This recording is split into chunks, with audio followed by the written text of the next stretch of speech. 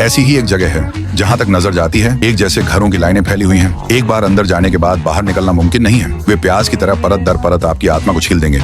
ये सब एक छोटे से शहर में शुरू हुआ। मैं और मेरी पत्नी एक घर खरीदना चाह रहे थे, लेकिन हम ज्यादा खर्च नहीं कर सकते थे, इसलिए हमें सबर्ब्स में कुछ सस्ता लेना पड़ा। हमारे रियल एस्टेट एजेंट डेविड हमें एक जैसे घरों से भरी इस डेवलपमेंट में ले आए। जैसे ही हम अंदर गए, मुझे पहले से ही पता था कि मुझे यह नहीं चाहिए। हाँ, सड़कें साफ सुथरी थीं, लेकिन कौन ऐसे मोहल्ले में रहना चाहेगा जहां हर घर बिल्कुल एक जैसा दिखे। तहजीब के नाते हम फिर भी डेविड के साथ कार से बाहर निकले और देखा। हमने घर नंबर 9 का दरवाजा खोला। अंदर का हिस्सा सिंपल लेकिन आरामदायक था। अप्लायंसेस से पूरी तरह फर्निश्ड, रहने के लिए तैयार।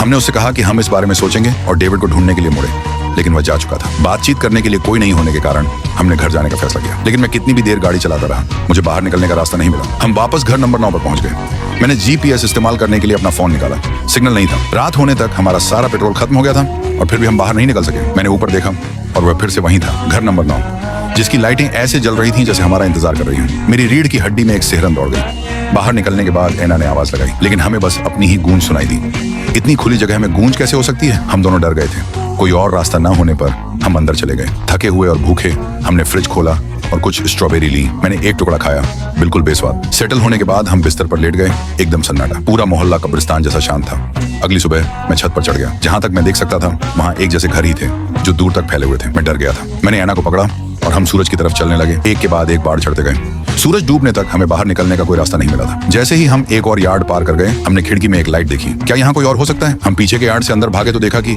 कल के बचे हुए स्ट्रॉबेरी। मकान नंबर 9। फिर से ये रास्ता बंद था। हारकर हम सामने के दरवाजे से बाहर निकले। सड़क के बीच में एक बक्सा रखा था जो पहले वहाँ नहीं था, रोजाना के सामान और खाने से भरा हुआ। किसी ने इसे जरूर छोड़ दिया होगा। एना हर तरफ चिल्लाई, कोई जवाब नहीं। गुस्से में मैंने पर्दों में आग लगा दी। उम्मीद थी कि जो भी इसके पीछे है वो खुद को दिखाएगा या कम से कम एक डिस्ट्रेस सिग्नल भेजेगा। हम दरवाजे के पास बैठे रहे और घर को जलते हुए देखा। ये सुबह तक जलता रहा, कोई नहीं आया। अगले दिन हम घने कोहरे से घिरे हुए जागे। वो घर जो राख के अलावा कुछ नहीं होना चाहिए था, वहीं खड़ा था, पूरी तरह से सही सलामत। कोई एक्सप्लेनेशन नहीं था और फिर कुछ और भी अजीब हुआ।